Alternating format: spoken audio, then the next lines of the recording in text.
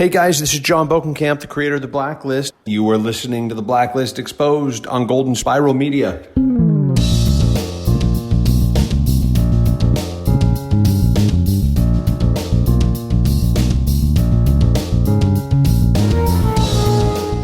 A sad moment for Blacklist fans everywhere. Hello everyone, I am Agent Troy Heinrichs here with the award-winning The Blacklist Exposed podcast.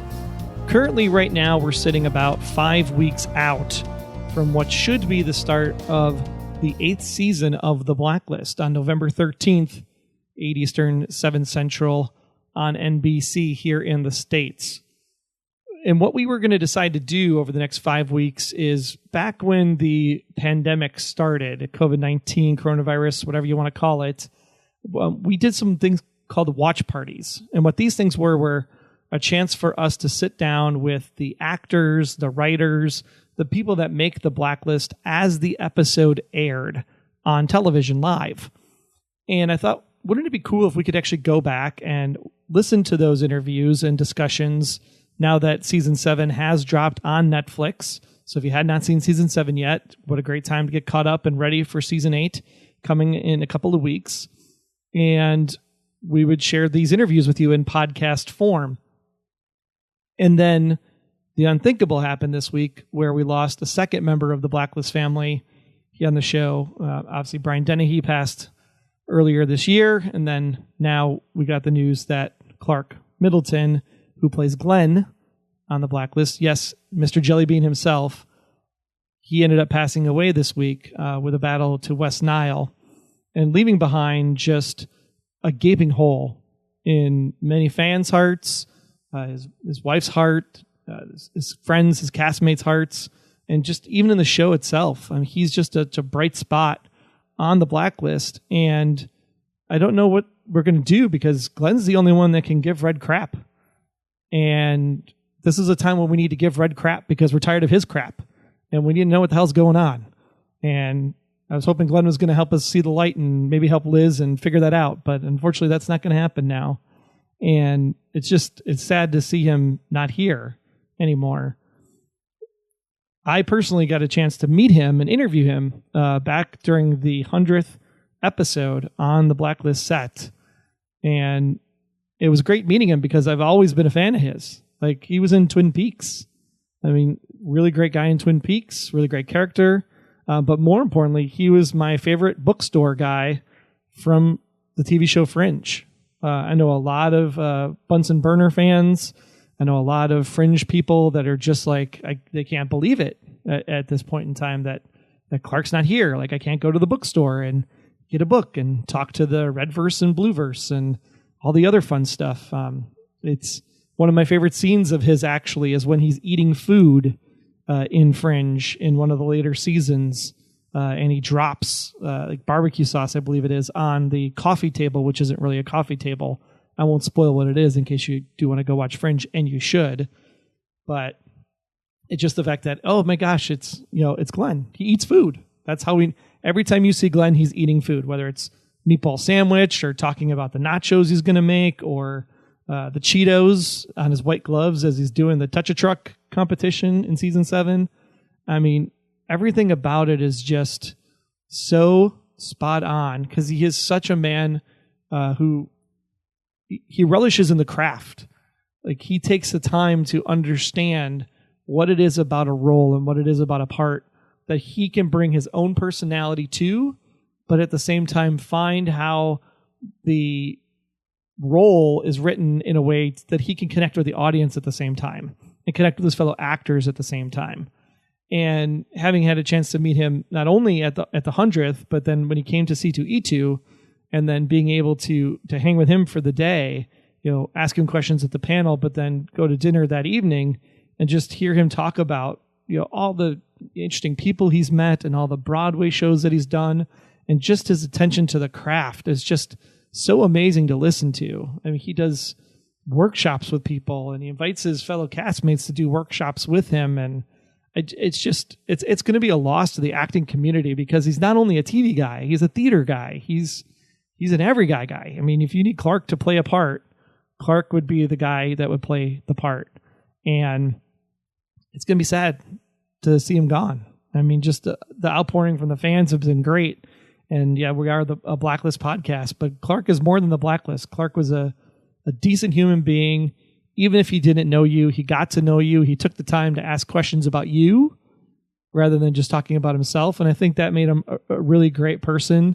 I hope I can call him friend, because we did talk to him a third time in the episode that you're actually going to hear today, because we are going to actually, we like to say, because we're Fringe fans and, it was on Fox. So we're going to pull a Fox. We're going to air the watch parties out of order, because I think it's only right that this week we start with season 7, number 144, Newton Purcell, because it was the last episode that Glen was in. And if you haven't seen this episode, I don't want to spoil it for you, but I think the end of the episode is probably a very fitting send-off for the character. I mean, granted, I want the character back on the show, but it can't happen. But if there was a way for Glen to go off the show, this episode is the way for Glen to go off the show. And it just sums up his character so well. And I can't wait for all of you that haven't seen it to see it, for those that have seen it to rewatch it again, especially with the commentary, because Clark Middleton will be here on this particular episode when we get to it here in a second. But, it's not just me that knows Clark.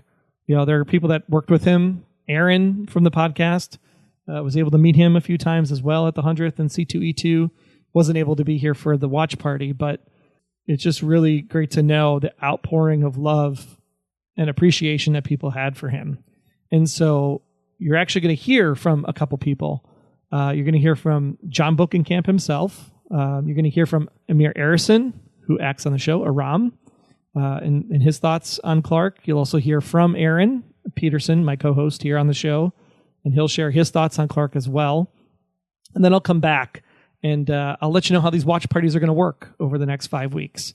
It's going to be interesting because I don't think we've ever shared content like this before in the podcast format. So I'd love to hear your thoughts and your takes. But first, just a little tribute to Clark. Here's some words from executive producer and creator of The Blacklist, Mr. John Bokenkamp. Aaron, Troy, I know you guys are launching your Blacklist rewatch, which is going to be a blast. It would obviously be so much more fun to do with Clark Middleton. Losing Clark this past week was just an absolute gut punch. Clark was a great guy. And I don't mean on the show, although I do mean that. I mean, as an actor, the person I got to know, the guy who I would call a friend, we got to know each other really well over the past several years. And, I remember, I was thinking about this. I remember seeing some footage of him, and I believe it was Fringe. And it was sent to us by the casting department for a role early on in the run of the show, maybe the second year. And it was for a part that was going to be in one episode. And I saw Clark, and there's just something about him. He's so great. He had it, Some people just have it, and Clark had it. And I was like, we can't just cast him in one role. This guy has to be part of the show. This guy's in Red's army. He's part of the team, We want to come back to him. And so we waited, and we ended up really creating this role for the actor. It's the only time we've done it on the show where there's an actor that we know we want to bring in, and we create a role for them. And Clark didn't know this. He stepped into the role and made it what it is. And what's so crazy to me about what he was able to do is Clark was able to take a character. I was talking to James about this. Glen was the only character that Reddington would let push him around. He was the one person who Reddington would allow to just tear into him. And I don't know why that is. I think in some way, Reddington probably loved the same qualities about him that we all do in watching what Clark was able to pull off every episode he was in. It was this ability to take words that were written as for somebody who was frustrating or irritating or downright belligerent, And yet he was able to perform that while also making that character somebody you loved. That, I don't know how he did. I really don't. And part of it is probably just Clark. I'm going to miss him. I can't imagine the show without him. But I'm grateful to have been able to work with him for as long as I did and get to know him and call him a friend. And I'm glad that we have the episodes we have. I'm thrilled that his last episode was Glen getting a win, getting the fancy car with his vanity plates and driving off into the sunset. He'll be missed, and that's a hard pill to swallow, but love that guy. Thanks, John, for sending that over and just really speaking from the heart. Now let's go ahead and hear from one of Clark's castmates, Aram, Mr. Amir Arison. Man, I already miss Clark.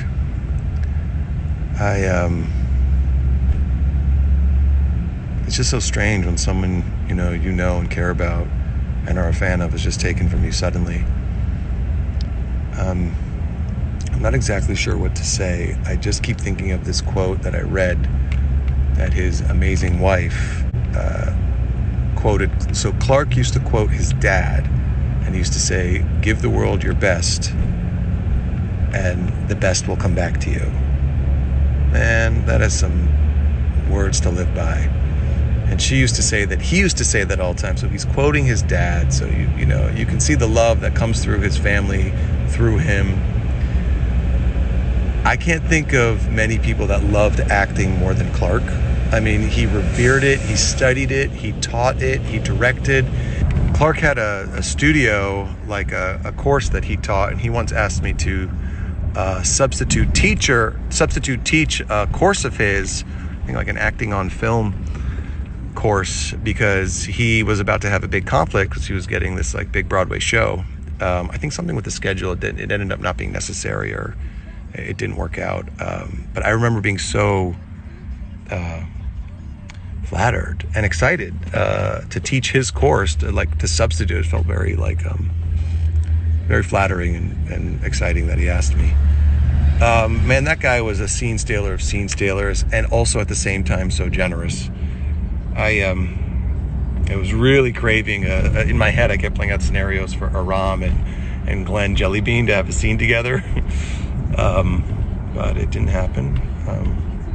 With film and celluloid and TV, we get to have their work forever. So, how lucky that we have Jellybean. He has an enormous body of work too, and so many cool Twin Peaks and Quentin Tarantino, and he had a really good recurring role on what was that show? It was with Aaron Paul and Hugh Dancy. I'm forgetting the name of it right now. I think Michelle Monaghan. He had a big recurring role in that. So he was recurring on Blacklist and this other sort of major cable series at the same time. I mean, his career was awesome. And he loved telling stories. He could tell stories for days. I mean, that guy's going to be missed, man. I want to watch that Hands on a Hard Body episode again. I think that made me laugh harder than any episode of the show. Anyway, raise a glass for Clark Middleton. He's going to be in all of our hearts this season, and I'm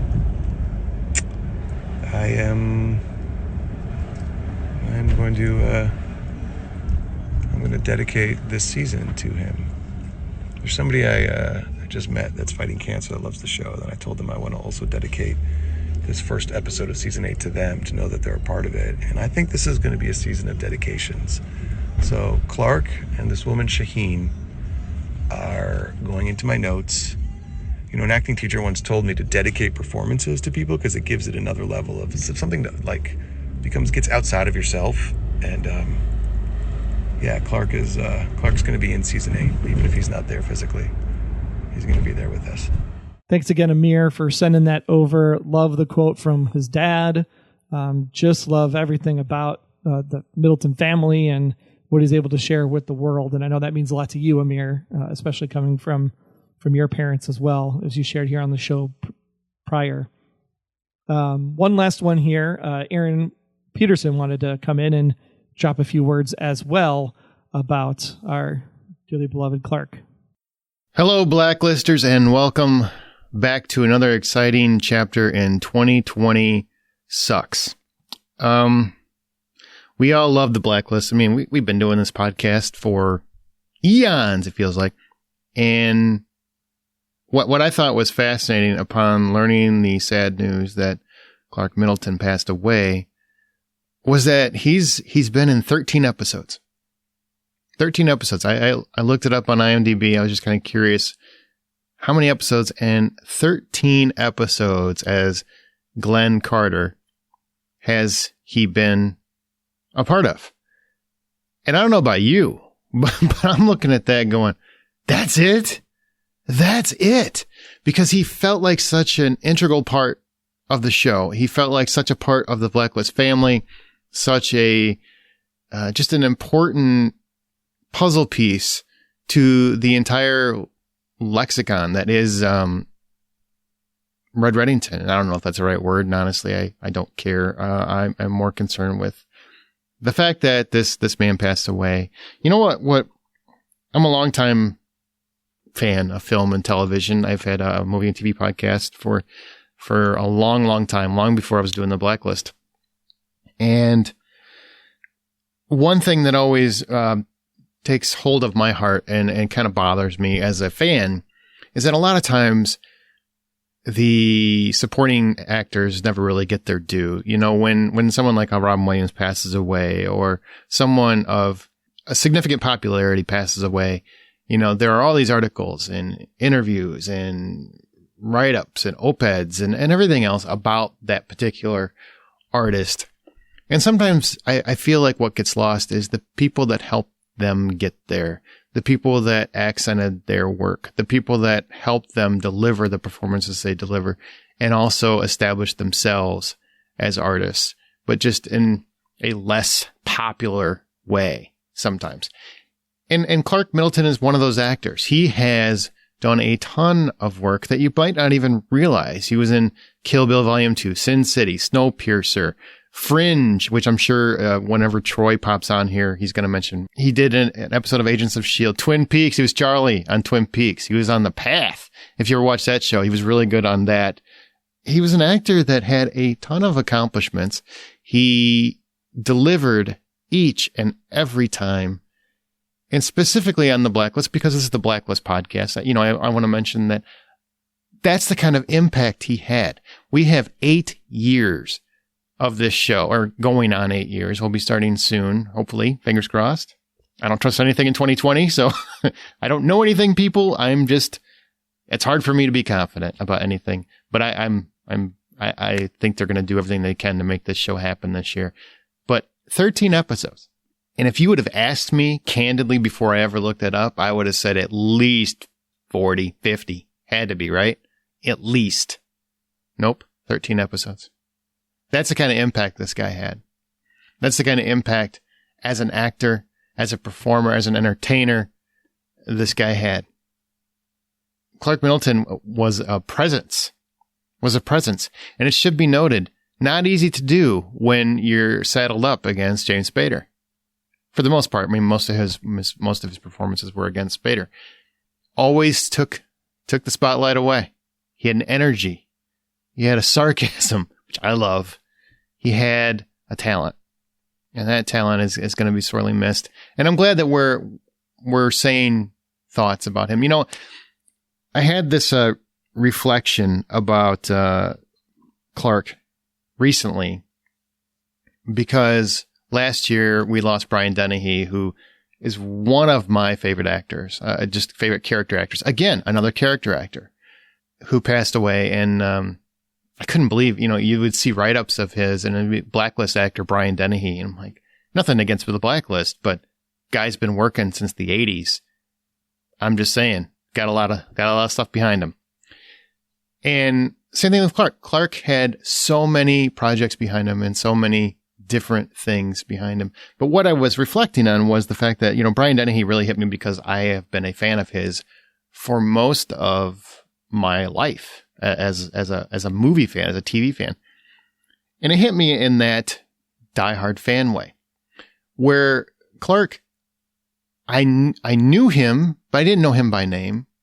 But I got to know him obviously through the Blacklist and just the outstanding performance there. And I would look up his other work. So I became a fan of his later in life, much later in life.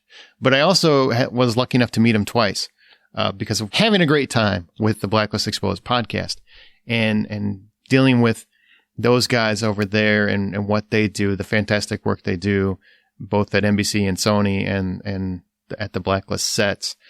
And C2E2, where we had live events, which I'm sure is something that Troy will mention. And we had the opportunity to meet him. And I was taken aback by his energy. He was a very nice man, very kind man. It was funny because when he was on, but he also had this kind of quietness, a subtle quietness. Like, he wasn't a quiet guy. It's hard to explain, but he wasn't trying to take over every moment, but he was ready to make a moment pop. Does that make sense? Like, he's not forcing himself into being a spotlight, but as soon as the camera or the people's attention were toward him, or he saw a moment, he had a joke, he had a comment, he had something to kind of liven up the times and the moments. And it was just a very bright light, I think, in people's lives. And it's a sad loss. So the reflection that I had was, Dennehy hit me because I didn't know the man. I never met the man, never talked to the man. I was just a fan of his work. Clark, I became a fan of his work and then really became a fan of the person, who seemed like just one of the most genuine people that you could know. And in entertainment, I've interviewed a lot of people. I've talked to a lot of people. A lot of times with Hollywood, there's a lot of fake going on. I have been so pleasantly surprised, really across the board, with the Blacklist, and just how humble almost everyone I've met in regards to the show is. And that definitely includes Clark. He was a energetic soul, and he really brightened up the show. He brightened up our lives as fans. He brightened up his family's lives by his wife's attestments on social media. And we are definitely going to miss him. And I think it's important. I want to read this from IMDb. I was looking up information about Clark Middleton, and he's worked with directors like Ang Lee, Quentin Tarantino, Rodriguez, Richard Linklater, Frank Miller, ton of other ones. I mentioned he's been in Fringe, but he's a working actor in New York City since 1983. So he's been around since Dennehy, right? He made his theatrical debut in 3 plays with the late Geraldine Page. He went on to work with Uta Hagen and Herbert Berghoff, and has acted at the Public Theater with the Circle Repertory Company, Shakespeare in the Park, The Signature, and has worked in such regional theaters as the Denver Center and the Mark Taper Forum in L.A.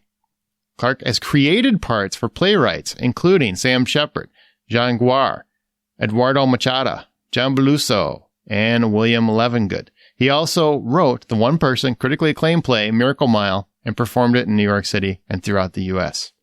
He's done a lot. He's been around a while. He's been a working actor all of his life, and he brought light into all of our eyes. Now, we're with the Blacklist Exposed, and we want to thank him for his work there, but I wanted to make sure that we mentioned the other work that he's done and the other things that he's done and the man that he was, which I'm sure other people are going to attest to as well that knew him better than Troy and I did. But we did meet him several times, and just always a nice guy, always genuine. It's been tough. 2020 sucks, right? I don't think anybody's going to praise this year. This doesn't help. I think we all can feel it as fans, and really just thank Clark for the light that he gave us when he did appear. And we thought he was there even more than he was because he was that good. We'll miss you, Clark. Really couldn't have said it better, my friend. Thanks for sending that in, Aaron. And thanks for being a part of the Blacklist and sharing in the memories with Clark and all the times you got to meet him and hang out here on the show. So rest in peace, Clark. You're definitely going to be missed. And it's going to be hard watching season 8 without you. But we know that no matter what, every single performance that comes out of season 8 is dedicated in your name. So thanks for the laughs. Thanks for the memories. So with that being said, On to the watch party. What is the watch party, Troy? The watch party is where we came on about 15 to 20 minutes before the episode started. And then as the episode went along, during the commercial breaks, we actually interjected thoughts or comments about what we had just seen on the screen and how it was going to set up the next act. In the case of number 144, Newton Purcell, we had with us on this particular watch party, obviously Clark Middleton was there, since he plays a pretty big, important role in this episode. And we also had the writer Noah Schechter join us to have his points of view, because sometimes with a writer, they write the script, but sometimes the cast, the costumes, the crew out in New York, well, they like to throw some extra things into the show as well and put their own Cheeto fingerprint on it, if you will. So it's fun to hear what Noah said was in his script versus what actually made it to the screen. So as we go along, as you're listening to us blabber and talk about the episode and all that fun stuff, at certain points in the episode, you're going to hear this. That sound is going to signal that you should stop the podcast and then watch the next portion of the show. And then as you're watching the show on Netflix or your DVD or whatever it would end up being, when you see that traditional commercial cut to black, that's when you're going to want to pause the show and then come back here to the podcast to hear about the little bit of information that we had for that particular moment. It'll be a little bit jarring if you just listen to this all the way straight through, because you might not know exactly what we're referring to, since we were literally doing this live after we watched the show. So the best way to enjoy these episodes over the next 5 weeks is to watch the episode as you listen to the podcast. And we hope that you find some value in this and some entertainment in this, and give you a little bit of juice going into season 8 and kind of remember where we left off things, because it was quite a bit ago, back in May when we left the show. So hopefully you enjoy the watch party. I hope you enjoy Clark one last time here on the podcast and listening to what he did and why he loved this episode so much. And we'll just have some fun and take it away. So again, watch party number 144, season 7, Newton Purcell with Clark Middleton, Noah Schechter. It's going to be fun. I'll see you guys on the other side.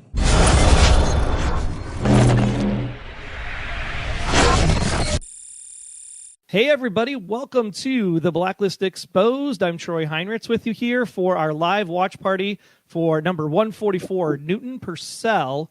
It was written by Noah Schechter and stars Clark Middleton as Glen, who are joining me here. You can obviously follow Noah over there at the Blacklist Room, at Blacklist Room on Twitter. They'll be tweeting along, of course, the episode tonight, so follow along on Twitter for all the fun tweets that they put out. And then, of course, you can follow good old Clark Middleton there at Spark Middleton on Twitter as well. Great to have you guys on the show tonight. I know we're in these interesting times, and this is a great way to connect with all the fans and community out there as we stay at home. And it's a favorite show, so if everybody's watching together, why not give them some extra content and talk about what's going on? So why don't we start with you, Noah? You wrote this episode. What are we in for tonight as we kick off here in about 10 minutes or so? Well, first of all, it's great to be here. And, I feel like before the stay-at-home stuff, I would have found this talking to you and Clark via webcam. I'd be like, okay, I don't know how to do this. What are we, how does this all work? But this is like the third conference call situation that I've had today. So this feels very normal. The episode today is sort of another main story inspired by a lot of the kind of like tech and science stuff that I tend to go to when looking for kind of like unusual Blacklist stories. So we're going to see a version of a mad scientist story tonight with some pretty, I think, unexpected causes that I suspect a bunch of viewers are going to be like, oh, I know exactly this phenomena that we're kind of like exploring today. I don't know how much to give away, so I don't want to give too much. I don't want to give too much. No, totally agree. And the way this will work tonight, everybody, is that we're actually going to be here hanging out, and we're going to be just chatting along. So when the show is actually airing, you'll see a be right back sign, because we don't want to talk over the episode. But when the commercial hits, Obviously, Clark and Noah, as they can, will come back in and we'll kind of talk about what we just saw, kind of set up the next scene for you, and then we'll hang out about 10 minutes after the show. Joining us here in square number 4 tonight is the other co-host of the Blacklist Exposed. Hey. That is Mr. Aaron Peterson. How's it going, Aaron? How's it going? I can probably get rid of this. Aaron was wearing a hat last week, guys, because in Chicago it's still winter. We don't have that nice LA, sunshine. Yeah, we actually have some sunshine. Great episode, by the way, both of you. That was fantastic. Well, thanks, man. Glad you like it. I get tiger. Thank you. It's fun to do. Host number 3 of the Blacklist Exposed, our backup host, Mr. Rory, is in the house as well. Hey, everybody. Hey, Rory. Hey, Rory, how are you? Not too bad. Good to see you. Going the quarantine scruff. Yeah, me too. Yeah. No reason not to, right? I just bought an Amazon a pair of clippers. So my new barber is my wife. So since I can't really go to the barber shop, so that's why I'm wearing my hat. That's probably why Aaron's a wearing little his less as well. mangy. Yeah, that's why I'm wearing my hat too. Don't feel bad. Yeah, I had it on last week. Yeah. So, Clark, Glen has been an amazing character throughout the course of the series. Good friend of Red's. Are we live right now, by the way? We are, absolutely. Oh, hi. So tell us a little bit, Clark, about this episode for you. Like, what was it like to film it? What was the interesting things for you? Don't give anything away, obviously, but No spoilers. what was what was exciting about this episode for you that we should look forward to? Well, I can say this from day one, the very first time I ever laid my eyes on the script for Glen episode, the first episode I did, they called my agents and offered me the part. And I, put my eyes on the page and I thought, this is extraordinary. I mean, I just could tell it's just really going to be a gas to play. I love the guy right away. So every time I hear I'm going to do a new episode, I'm always very excited. But I think what's really, and each time I do an episode, feels like it offers something new that reveals more about who Glen is. And this specific episode really made me realize, at least the choice I made as an actor, how far Glen would go for Red. Because he really had to latch onto his determination and use an aspect of himself that strengthened his determination and his will to prove to Red how loyal he is to him. And that was exciting for me to play. And then, Noah, you've been with the show now. We were talking to Sam Christopher last week during the watch party. Yeah. He likes to brag that she started 3 days before you. Why don't you give us a little bit of your history with the show? How long have you been with the group? And I have been with the show since 2015, summer 2015, which means that in just a couple months, I feel like a super senior on the Blacklist. It's kind of funny to think that I this is the longest job I've ever had in my entire life, which is great. I've been working there 5 years. I feel like I know the show. I know the people. I started. What are you, like 25? Yeah, I'm 30. I'm 30, but I was 25 when I started on the show. Listen, Grandpa, 5 years. I'm trying to think. Yeah, so I worked I was working at a biotech company in New York. Oh wow! And I got the job to come work for John Eisendrath for the executive producer, head writer of the show, along with John Bokenkamp. And I hadn't really done a lot of television before this, so I came in not really knowing all. I'd written one TV pilot, and it was terrible. And so I think John hired me on the strength of a recommendation from his former assistant, who was a writing partner of mine at the time, named Jesse Gordon, great guy. And, I learned very quickly how you write a TV show. And I think, it's one of the things that when people ask, they want to get started as a writer, oftentimes it's like, you got to devote the time to it, because you learn so much when you're doing something 24 hours a day. Or in my case, like 10 to 12. So I learned a lot in that first year and started pitching ideas for the show. And so in my second year as an assistant, John Eisendrath really liked one of the ideas that I pitched. And so that made its way into season 4. So my first episode was season 4. And then I guess it went well enough that they invited me to join the staff. So I've been on staff since season 5. And that's sort of my journey on the show. But Clark, I'm curious. I don't know if we've got time. Clark, how did this role come to you? Well, it's interesting. And, I share the story often with acting students because I think it's a testament of, the kind of energy you bring into an audition.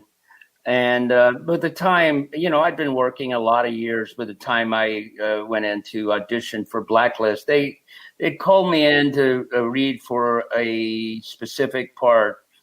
And I just, I had such a great time in the room.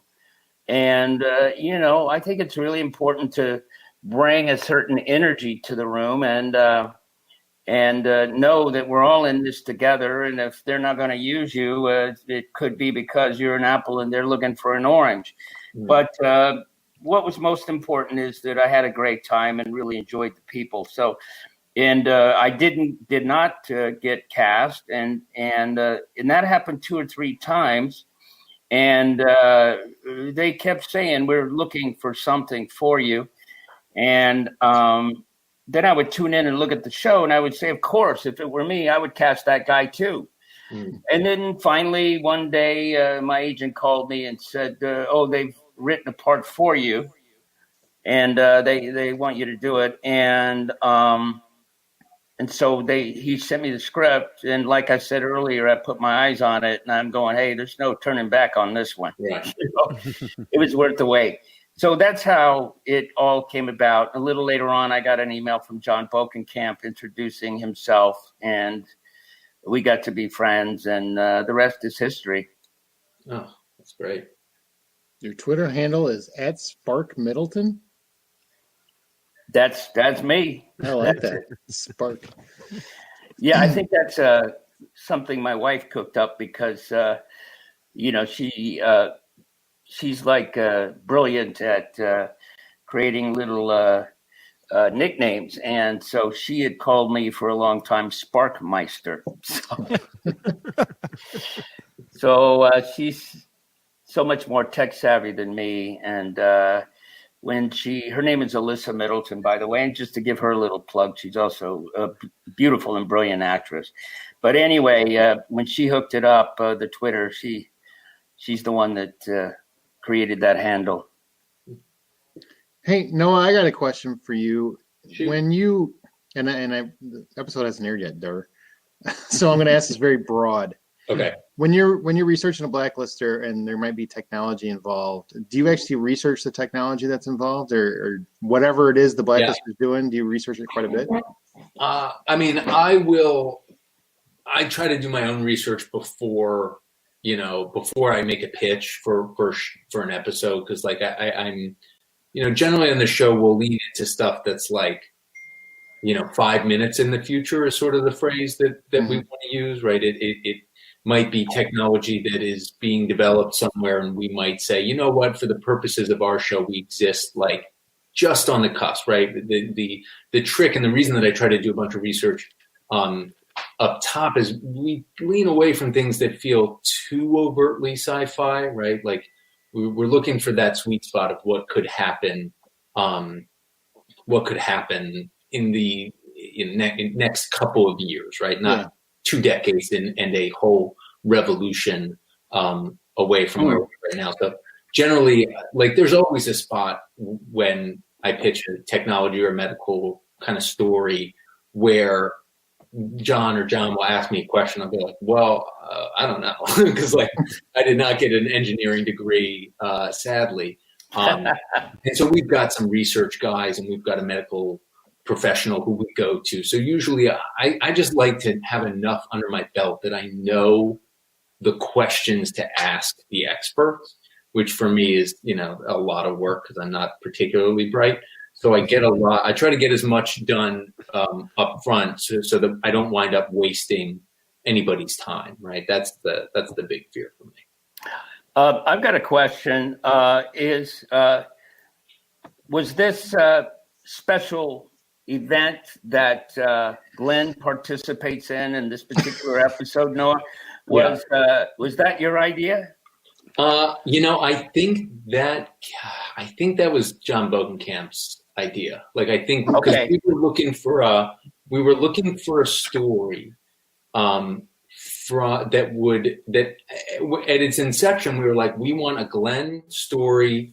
We want it to not have a lot of red in it, because we thought at the time that we might be cross-boarding some episodes in production. So we didn't think we'd have James available for a lot of shooting, right? So we kind of thought, all right, well, what's a good contained story that can put like Glen and Red's relationship on the line that won't require a ton of locations or require a ton of time, because we thought that James was going to be busy shooting episode 12 for a lot of the shoot. And, once that pressure got taken off, then the story really got built out even further, which I think was kind of great. But the first draft of this that I wrote had almost no red in the storyline. So you would, there were even more moments, as we'll see. But I think the story does much better for setting up the stakes with, having as much red in it as we do. I think only heightens the maybe the seriousness. I think without it played a little bit more the fun of the caper. But I think with a heavier dose of red, the story just feels more emotional and complete, I think. Oh, that's so interesting, because I got an email from John at a certain point, and he said, how do you feel about the thing? Which I'm not going to, the event, the thing I'm not going to mention, because I don't want to give it away to people that haven't seen the show yet. But, and I wrote him back, I said, bring it on. I thought it was brilliant. Yeah, it was always going to be a grueling, I don't want to say too much, but it was going to be a sort of grueling experience for Glen, and kind of only fun if you were going to be willing to kind of go through it a little bit. So I was glad that you were on board, because I was super happy with how that story came out. I'm just thrilled. The fashion sense was amazing, and people will see that soon. But it's delightful. I mean, they're amazing. The wardrobe people and the makeup people. I mean, man, I just love those folks. They really created a family there, but it all came together. And there's some unusual moments. I don't know if they made it in the cut or not. I'll find out later this evening when I watch it, that came out of me spontaneously that weren't necessarily in the script. And I think it's the way that's written and the condition that everything was set up that, fed those instincts, those actor instincts with me. And we just had a great time shooting it. So it surprised me, and I think it surprised everyone else. And I just hope everybody enjoys it. It was a real gas to do. They're going to enjoy it. They will. All right. Well, we are at the top of the hour, so we are going to transition. So this is the part where we're all going to disappear. We're going to go watch the first act, and then once the commercial hits, we'll be on back here. So hang tight, and we'll see you back here in about 15 minutes or so.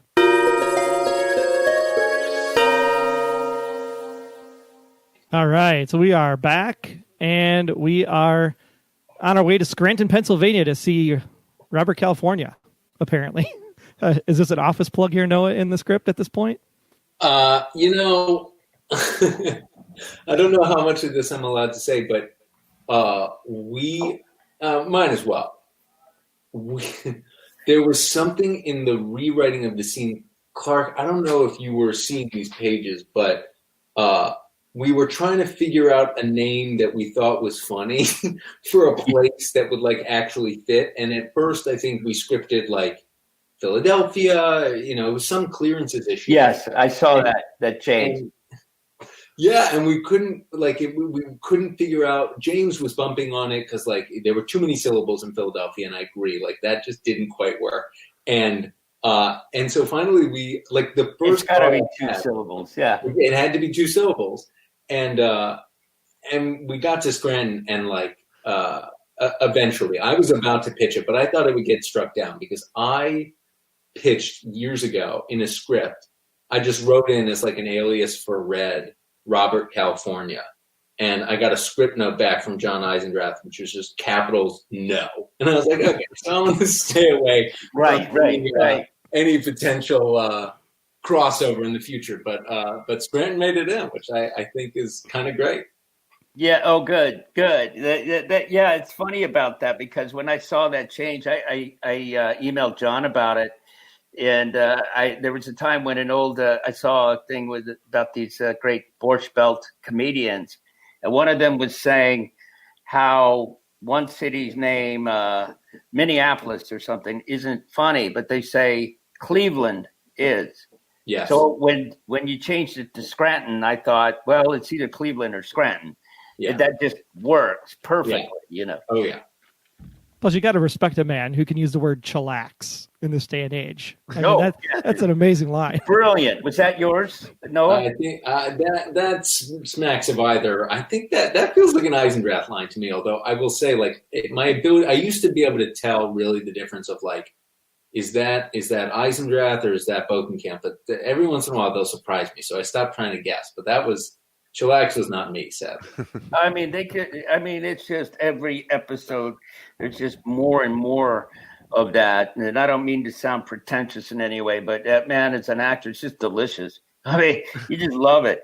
Yeah. And I tell people this all the time, and I absolutely mean it, is the heroes of this shit are the writers. It's you guys, Noah. Oh, thank you. And we just say the words and you do the heavy lifting. But boy, for me, I'm just really grateful for what you all put on the page.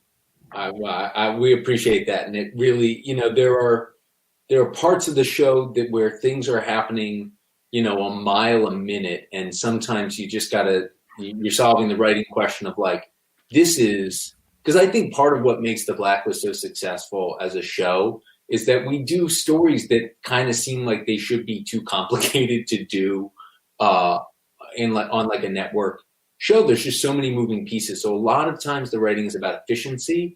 But then I think part of what makes this show, as I said, so successful is that we balance that with these scenes that are you just want to swim around in them for a while. And it's just we're going to spend a couple minutes talking about stuff because it's really fun to hear these characters talk to one another. All right, well, we're back, and they're on the hunt, so we'll come back here in about 10 minutes for talk about Act 2. So stay tuned here at the Blacklist Exposed Newton Purcell Live Watch Party. Thanks, guys. Enjoy. Talk soon.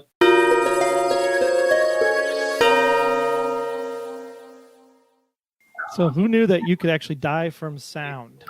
It's crazy. Die from sound. Who came up with? I mean, can I get some of those subwoofers from my office, Noah? Because those look massive. Those are pretty big. They, so in researching this, you get to learn things like what is the loudest sound that human beings can make artificially, and the answer is we can make some very loud noise. The question of do we currently have a weapon that could operate like that? Inconclusive seems to be the answer for the moment. But yeah, that was sort of the idea. I wouldn't. I don't recommend trying to answer the question of can sound kill you. And probably the number one question for Clark is wearing that tracksuit. It's a doozy, isn't it? How hot was it to wear that thing for as long as you had to wear it when you filmed that day? Oh, well, I'll tell you, it's great that I had it on, and because it was freezing outside in New York City that day, so I had no issue with it, and no, it was really comfortable. It's just I love it, and like I said about what I said about the script and the excitement I always have in seeing it. When I hear I'm going to be doing an episode, I feel the same way about the wardrobe because I think, oh man, when I knew I would be in that place doing that thing, which I won't reveal for people that haven't seen it. I thought, I wonder what they're going to come up with in terms of wardrobe for this. And I think there's a thing about, I don't think I'm giving away too much if I say the headband, but because that sort of harkens back to the bowling scene in that particular episode. But did you draw inspiration there, Noah, to get the headband back in, or was that all New York doing the costume? That was all Christine, I think. I mean, but I think you're exactly right, Clark. I mean, that level of detail. I'm just rewatching the scene right now. I just think the headband's a masterstroke. I mean, it's really brilliant. It pulls the whole thing together, and it's a fun reminder every once in a while. Like one of the pieces of advice that they give young writers, when you, because sometimes you get to set and you want things to be just the way that you imagined it. But one piece of advice that they give is like, remember that everyone else who's working on this show is the best, is like among the best in the business, right? So like everyone from the grips to the gaffers to the costume designers to the makeup artists, they're not doing it because they're okay at their jobs, right? Like a lot of people want that job, and generally you got to be really, really good to do it. So I think that's a kind of a humility that you got to take in, and then the appreciation is then you see these incredible artists pull off like amazing stuff, both things that scream out to be noticed, and then the things that don't scream out to be noticed. Like I was watching and admiring the kind of like tinted glasses that Red has been wearing, these sunglasses that he's been wearing recently, and I just think like that is so great. Like it's so stylish, but also appropriate for his age. I don't know. It says something to me about they're kind of warm colored. Maybe that says a little bit about how he sees the world. I don't know. I think that kind of gold is all over this show. Well, it's interesting what Noah's saying, and I completely agree. One of the things about it is that's the relationship between everyone that come together to get this to the screen. And, that wardrobe stroke, it did work for me because I thought there's an unconscious need for Glen, I think, at times to get attention. And I'd been thinking as an actor, about making certain choices that reflected that. And when that piece of wardrobe came on, I was like, well, that's it right there. Only Glen would pick that color. Yeah, that's not an outfit you choose because you're trying to hide, which I think is kind of great when you're on this clandestine mission. Yeah. You shouldn't, a professional wouldn't want to draw attention to himself, but it's Glen. He's got it. Like that's part of it. Exactly. That's that inner contradiction that's just so fun to play. And the more of those little things you find as an actor just gives you that opportunity to flesh out more of the humanity. And, as an actor, I just love the guy, love playing the guy. All right, well, we're back, and we'll be back here again in about 5-10 minutes. So stay tuned, everybody. We're here with Newton Purcell Watch Party for the Blacklist Exposed. See you in a bit. I feel like I want to be with you. So they really want to take a look at this episode here because everybody's going, did she have something to do with it? Was there foul play, Noah, with the death of the husband? That was the first thought that went through my mind. Keep watching. So there's a lot of cell phone use in this episode, Clark. So from an actor's perspective, how do you guys do the cell phone? Do you talk yourself, or are you actually talking to the person on the other end when you guys do a cell phone scene? Pardon me. Well, by the way, just as a sidebar here, because I see myself, I catch myself because of this beard touching it. And, I've been safe at home for several weeks, but if you've seen me do that, please don't follow suit out there with this virus. And don't touch your face if you can. But yes, the cell phone. Well, I love as an actor playing any scene on a telephone. But sometimes if there is dialogue, like if Red has dialogue, a back and forth thing, then somebody will read it right off the set, read Red's lines. So I will sit there and respond in the phone. That makes sense. Yeah. And so in this particular segment, then Noah, we had the scene at the hospital, and we have this conflict between Aram and Elodie as far as how their relationship is going to go. Mm-hmm. Everybody's been wondering, a lot of the fans are saying, why this relationship? When is this relationship going to end? Mm-hmm. Why did we decide at this point to really move this relationship into high gear in this episode in particular? Well, I think I don't want to say too much, because I would say hold on, because as I think probably the close viewers can notice, things are ramping up in this relationship.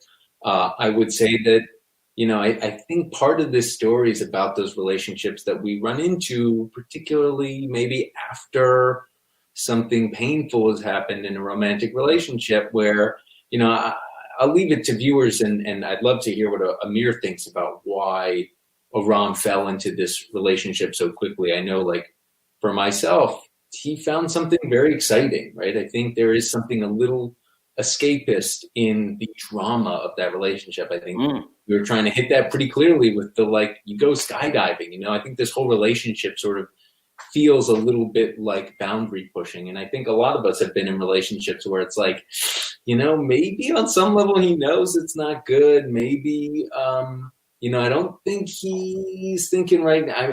This whole episode is trying to put that question on the front burner, right? Like, does he want kids, or does he want someone that he's, jumping out of an airplane with? And I think in that last scene we just saw, he is trying to say, I am in, baby. Like, I am really here for you. I want to follow my heart and follow my feelings. I think, as a lot of our fans have already noticed, and as I think a lot of us know from our lives, sometimes following our hearts and our feelings isn't the best idea. So we'll see where that will go with him. But I think we were trying to tell a true emotional story, maybe about a rebound relationship, or maybe something more.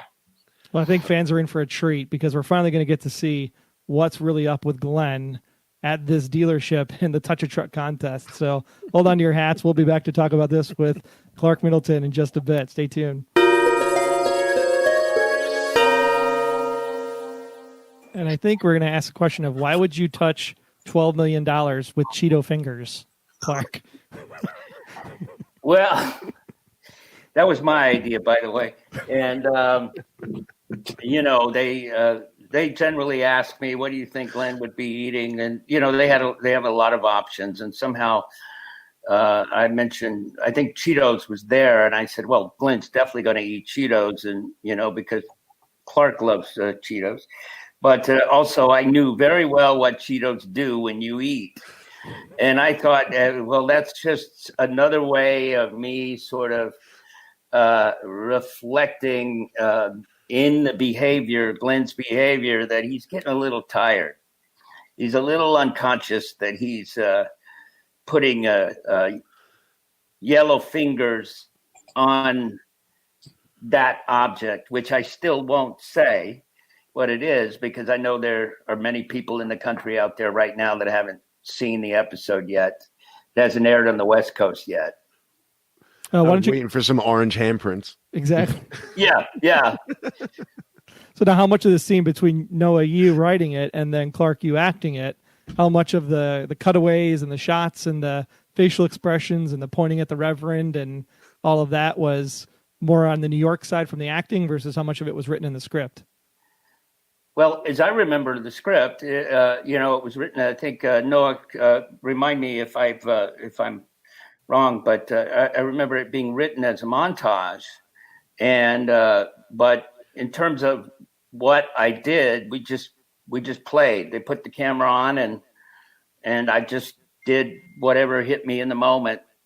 And we kind of created a mixed salad of the different looks and responses. And, he's written in what's going on between the preacher and the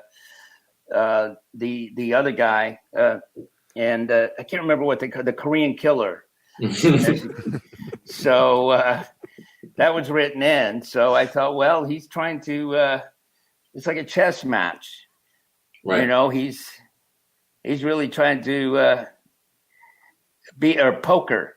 You know, he's trying to intimidate them. So that's what we cooked up in the moment, spontaneously. Yeah, I think a lot of the gestural work has to come on the set, because I think usually when we write a montage, there'll be very specific beats that we need to hold, and I think folks who've been watching the show for a long time will notice, there's certain times in this story where we lean on montage, and I think oftentimes those are in heightened emotional moments, right, where suddenly somehow the emotion of the story, the mood of the moment might be more important than any specific action line or bit of dialogue. So and sometimes not. But I do think this is one of those moments, and when you're just like, okay, we got to convey this feeling. I think generally that's a good time to let your actors and your directors really go to work and trust that your great actors will come up with something kind of incredible, a variation on the idea that you need, and that the director will have the camera in the right spot and catch that moment. That's certainly one of the most satisfying things that you can have happen is, there's the satisfaction of a writer, seeing the moment and being like, that is exactly what I wanted. They nailed it. Amazing. And then there's the second part, which is oh my God, I didn't have that particular bit in my head, but they found, what it was that I liked about it in a way that I couldn't even have described necessarily.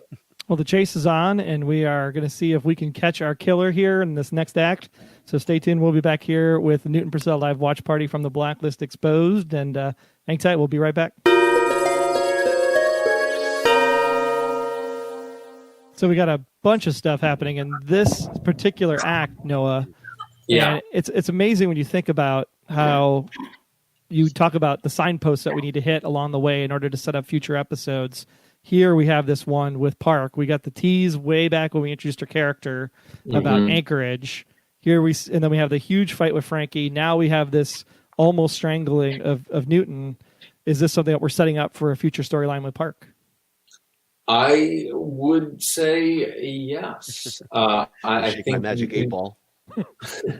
if I had to guess based on the scripts that I read, Park is our new character this season, and I think our characters have sort of noticed throughout, and as we've discussed with kind of the Anchorage bit, there's more to Agent Park than might meet the eye. And this was a great moment to work through, in part because I always like a good fight scene, but also just to play around with, I think in this episode, as we heard in some of Newton's speech just then, the degree, and I think the show does this pretty well throughout, the degree to which our blacklisters are just villains is never quite as simple as it might be on a kind of procedural cop show, right? And I think that speaks also to what we're looking for in a good blacklister is as John Eisendrath will point out fairly regularly, most people will not commit murder, right? Most people won't, even for good reason, kill somebody, right? So always we have to ask ourselves, what would really make someone unhinge in such a way to do something this horrible? And so I think generally we look at our blacklisters as being in some ways victims. And so it was fun in this act to hear his backstory, and then in this moment of kind of his peak evil, to see him going from perpetrator to potential victim so quickly. That I thought was a really cool moment, and not something that we dig into all that often. I'm more concerned about what did he actually test the apparatus on before he decided to kill his first human. Because obviously he had to tweak that box somehow. that makes me more. The number of watermelons that lost their lives in the building of that box. The turtles. Save the turtles. I'm going to go out and get those Bose noise canceling headphones now. Just to be safe. Yeah. Good idea. Because this is too real. Something like this could actually really happen.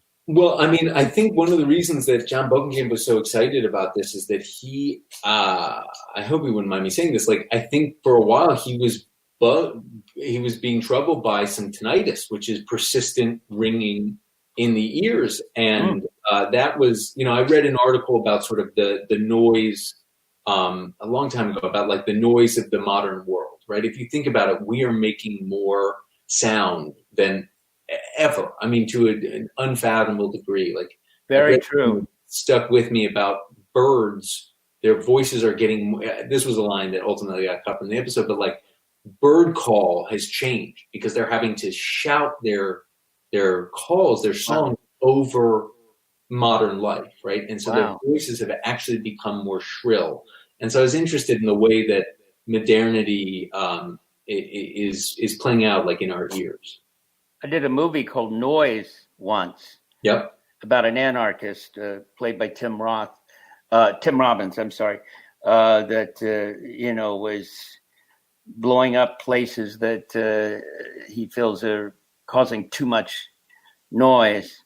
And having lived in New York City many years, I know how challenging that can be. It can really put you on edge. Yeah.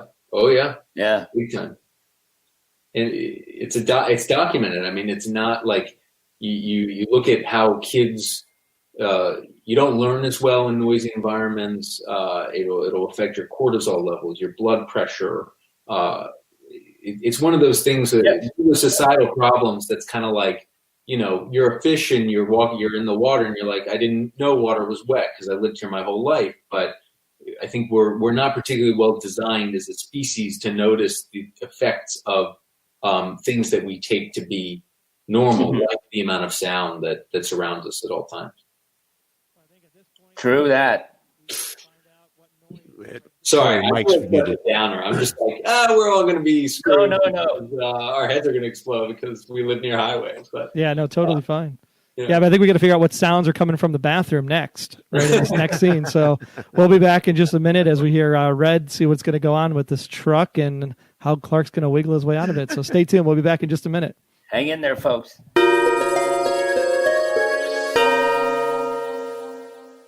I don't suppose you got to actually drive the car, did you, Clark?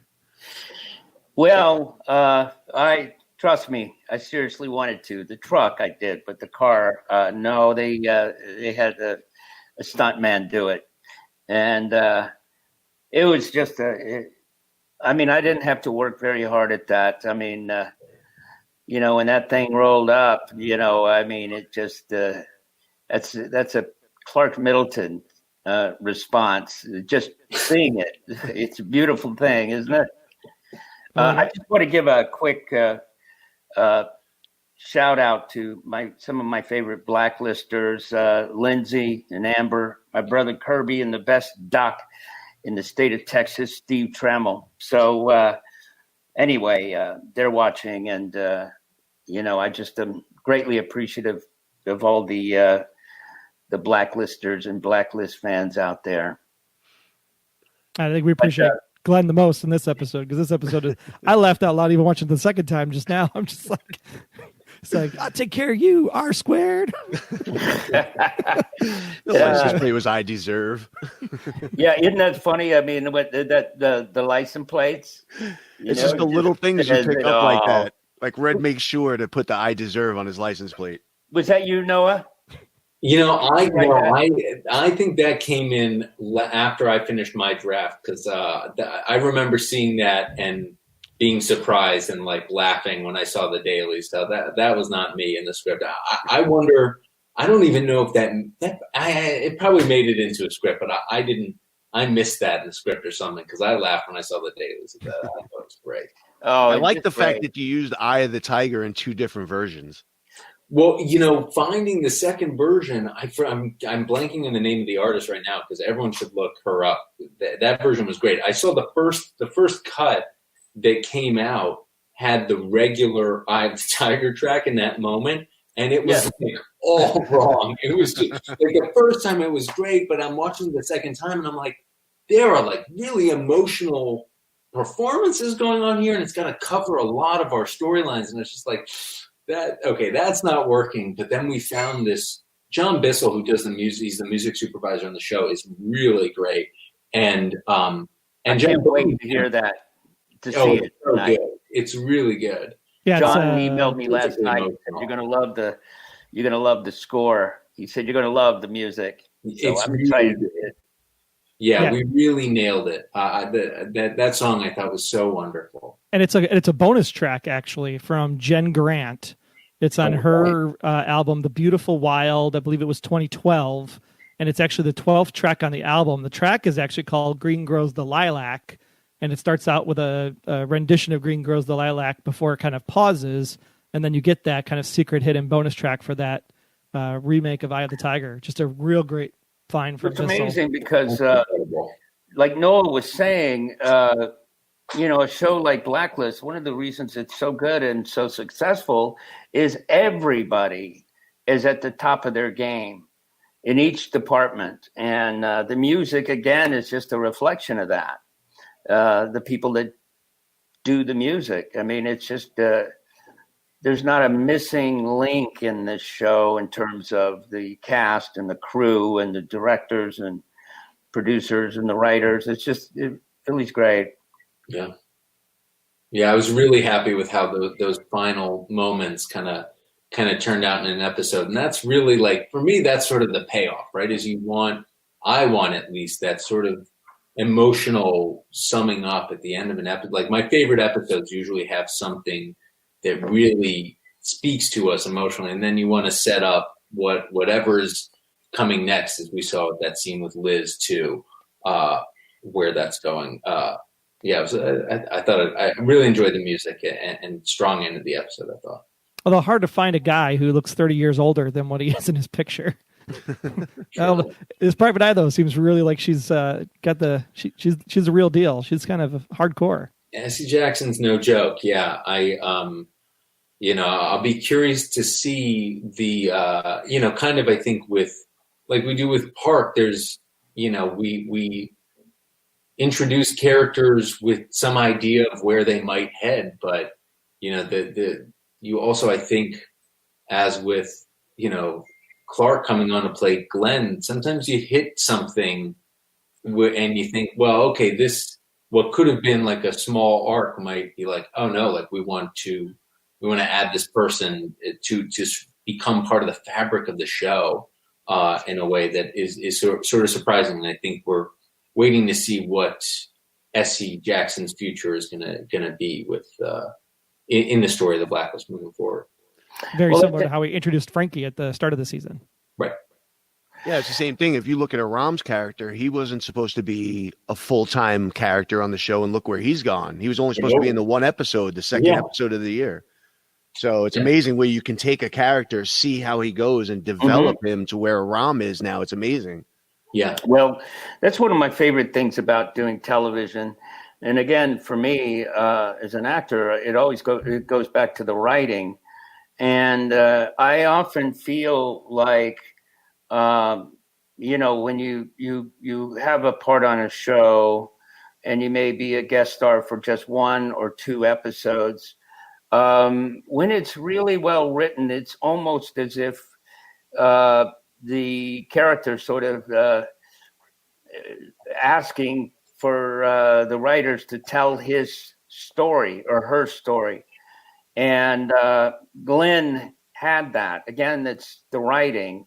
And the writers may not intend that necessarily, but, I think what you see on the page and, because there's a lot of things I see and that I do sometimes. And I think this is a one-hit thing, I'm just going to do it one time.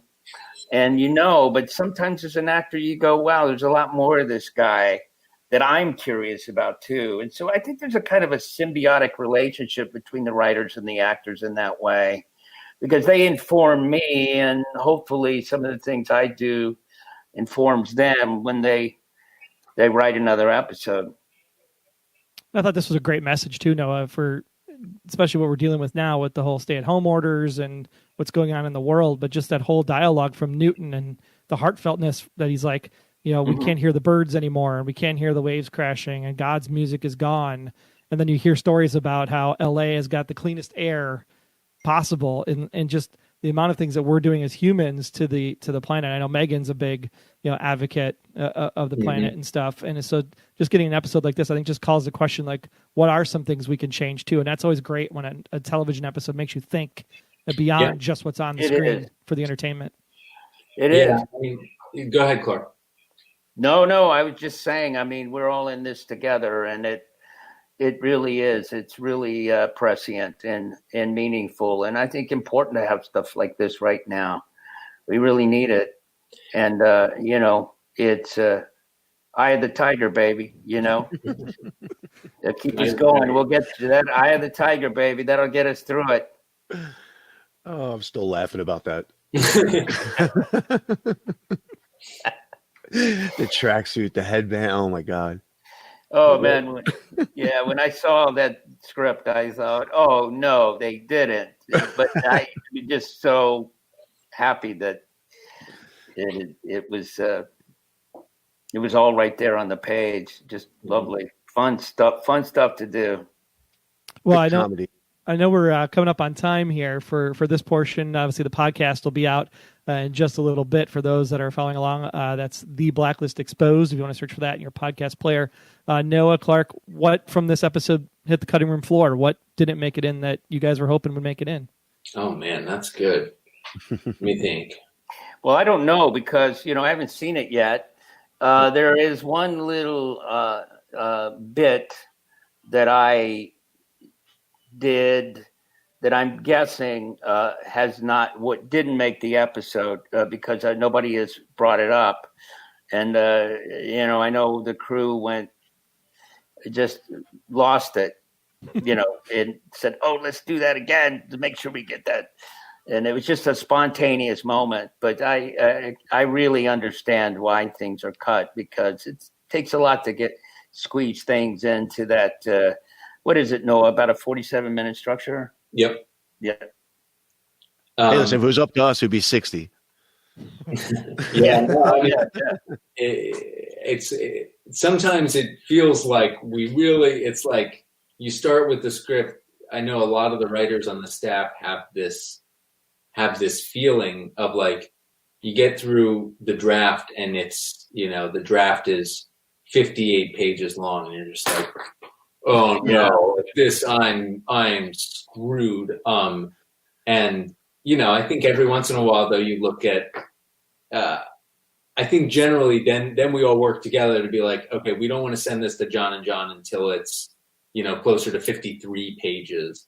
And sometimes in cutting things down, you learn something, right? You learn what's really important. You figure out what you have to get, and I'm afraid it's made me sort of impatient as a television viewer, right? Because some of these shows are like, they just make up how long they want it to be. It's like, this episode will be 56 minutes and this episode will be an hour and 10 minutes. I'm like, that's great. But then sometimes I'm watching those shows and I'm like, nothing happened in that scene. Like just really nothing. And I get it. Maybe it was like a cool shot or it was like a nice bit of, I don't know, like a cool location or like something beautiful, something that established that.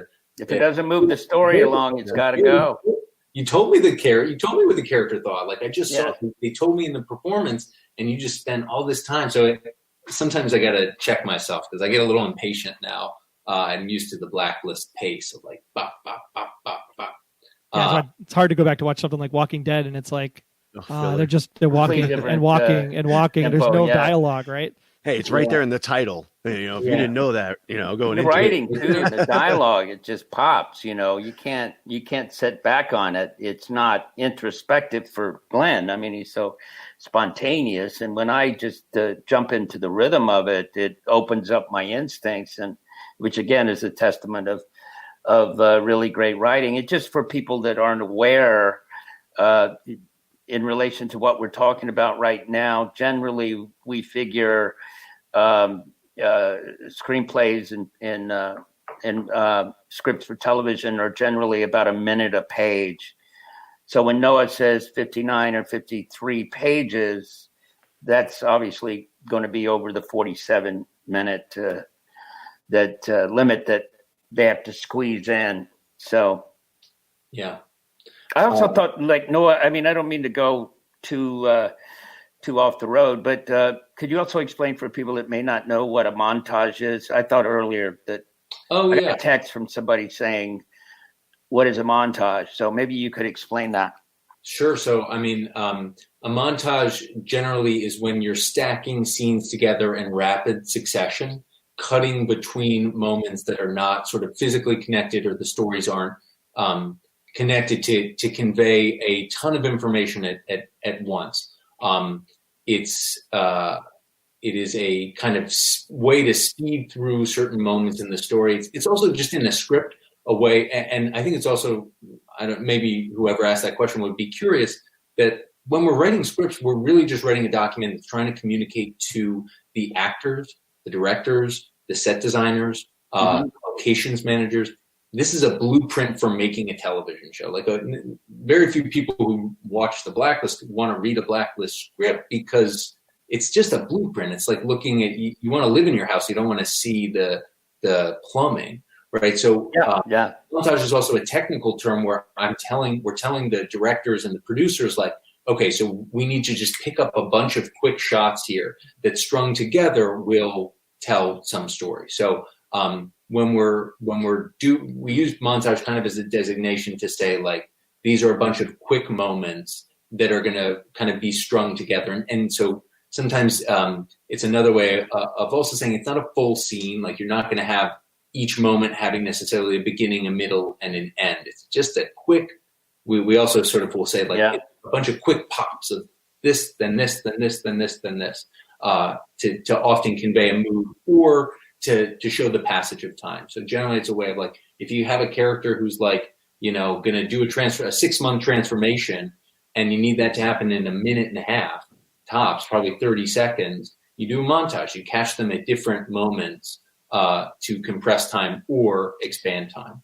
Or make the scene more interesting. You see it a lot used when either Red is explaining to Liz about a blacklister, and then you kind of see the pops of information because it's just the two of them sitting on a bench, not so entertaining. But when you throw in now he's going to cook the box and he's going to do this and he's going to do that, it really gets your emotions amped up for that character. Totally. It's interesting, Troy, you mentioned that, because that is, like, when we use the term quick pop, often when we're breaking the episode, we're trying to figure out, when Red's talking, what are we going to cut to, right? And so I think of that almost a little differently, although I think you're right technically that it does sort of become, it's kind of intercut rather than a montage. But I think a lot of what people think of when they think of a montage is also a music-driven montage. So it's important in the end of an episode, too, to figure out, like I think we did very successfully with that Eye of the Tiger cover, is like, what is the overall mood? What's the piece of music that is going to cover these all of these pops of scenes? So when one cue that you're about to start a montage is if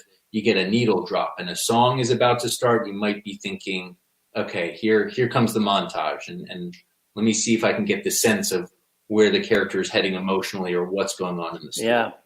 It fills in those blanks, because everybody always says, I like to call it off-screenville, because people are like, what, I didn't see that. How did this happen? When did they talk about this? I'm like, it happened off Screenville. You don't need to see everything. And that's what it is. Like, the montage allows you to tell a little story within the story without taking up chunks of time that you don't have. Mm-hmm. And we do use it certainly in that way. Like, you want to know, well, what's going on with that is actually one moment that I don't, you guys might know, my feed cut out just at the end. Did we get a pop of Newton sitting in prison at the end of the episode? No. Not in prison, no. No. So one of and I think this is a bit of a spoiler, but one of the moments that we really liked that just didn't make it into that cut because for time was you see our blacklister caught in prison, suddenly subject without his devices to the sounds of the world, and you see that kind of yellow, I forget the name of the gas, but one of the gas lights kind of flicker on that emits one of those buzzes, and you hear him start to suffer from that. So that was the moment, just going back to your question, that did wind up on the cutting room floor that I thought was really good. Yeah, I love this one too, because it still leaves you thinking. There's like two big questions that come out of this, and that's one of, we never saw what happened with the Reverend. So did Glen actually succeed or not? Right. Yeah. And then and then Aaron and I are having a disagreement about this right now on the podcast, is that did Elodie kill her husband or not for the $10 million? And Yep. what does Aram do now that he knows about the $10 million? Because he was lied to by Elodie from the top of the episode from the airplane jump. Yep. I just got a funny tweet from a fan, and he asked me, said, how does Glen stay healthy with his diet, with the food he eats? The meatball heroes, the teriyaki bowl, the Cheetos, It wasn't even a meatball hero. It was a meatball on a fork, a plastic fork. Yeah. It was fun to do. The one thing I would point out is that Glenn did have a heart attack. It was medically induced, but he did have. It was a great acting job, and I mean, it was on Glenn's part. Clark Middleton not so good, but for Glen Carter, it was a really good acting job. I told the director, I remember saying when I was doing it, I said, "Don't be shy about reeling me in if I go too far," and he said, "No, you can keep going further." And I said, "All right, you're giving me a lot of rope. Don't let me hang myself. Let her rip. Let her rip." That was really fun to do.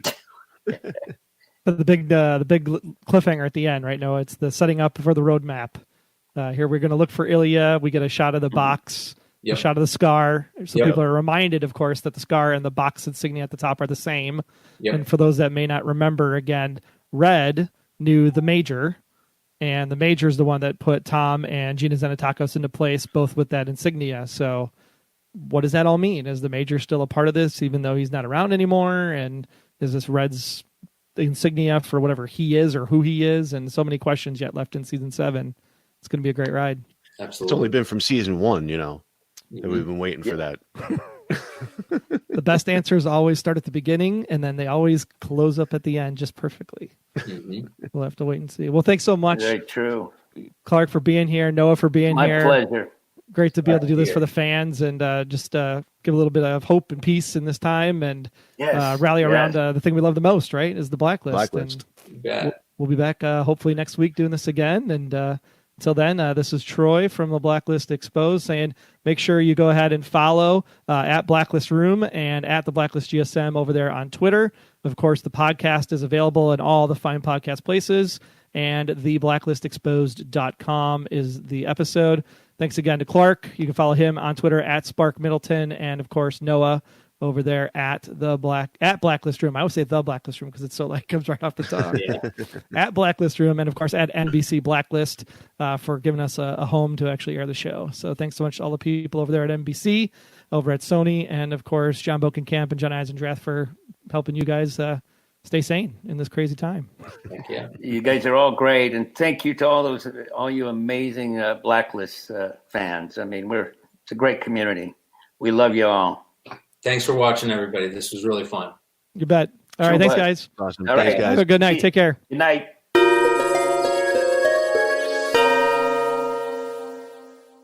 And there you have it. That's our first watch party out of 5 that we're going to do over the next couple of weeks as we gear into November 13th at 8 Eastern Pacific, 7 Central on NBC for the start of Season 8, crossing all fingers, toes, arms, legs, and everything else I can. My eyes, my ears. Can I cross my ears? I don't know, but I'm going to sure try because we definitely want to see the Blacklist back on our screens this year and not have to wait to January or sometime in the future because of this awful, awful pandemic that we're in.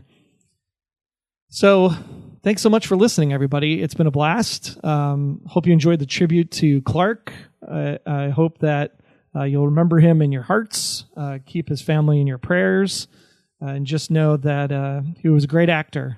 And it's definitely going to be a whole missed, but at the same time, it's going to be tons and tons of fun memories and meatball sandwiches and dogs and yanking Red's chain and, Eye of the Tiger and Who Loves You, Baby, and all that fun stuff. So just thanks for being with us this week. We'll be back next week, and we'll take a look at one of the funner episodes of Season 7, the Clue episode that came back right after the break. So stick around for that. If you haven't subscribed, you can do so in Apple Podcasts, Google Podcasts, Spotify. You can do it in Amazon Music now as well, Pandora. basically anywhere you can find a podcast, you can subscribe to the Blacklist Exposed. Please do so you do not miss an episode, because you might have missed this one, because if you're not subscribed, you didn't know we put these out. So hopefully you subscribe, and then you'll get all the future watch parties and be ready for season 8 in a few weeks. Thanks again for listening, everybody. Troy Heinrichs here for Aaron, for John, for Amir, for Clark. Thanks so much for being here, and God bless. Until next time, I'm Agent Troy Heinrichs. That's at Troy Heinrichs on Twitter. And if you want to learn more about me, just visit, about.me/Troy Heinrichs. And I'm Agent Aaron Peterson. You can hear me talking about movies and TV on the Hollywood Outsider podcast, as well as Remake This Movie Right. We are available at thehollywoodoutsiders.com or on Twitter at 5popcorn. Be sure to subscribe, download the app, submit your feedback, but most importantly, keep yourself off of the Blacklist.